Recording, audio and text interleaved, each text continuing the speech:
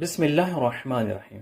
بعض افراد غسل جنابت کے بارے میں معلوم کرتے ہیں کہ غسل جنابت کب واجب ہوتا ہے اور کس طرح۔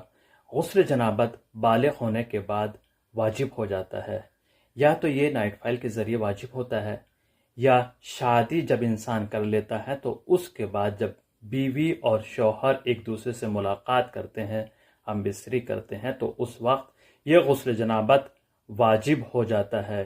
یعنی جب انسان کی منی خارج ہو جائے تو انسان پر غسل جنابت واجب ہو جاتا ہے، اور منی جب خارج ہوتی ہے تو وہ شہوت کے ساتھ اور اچھل کر، اور جب انسان کا بدن سست ہو جاتا ہے تو سمجھ لیجیے کہ وہ منی ہی تھی، اس وقت انسان پر غسل جنابت واجب ہو جاتا ہے۔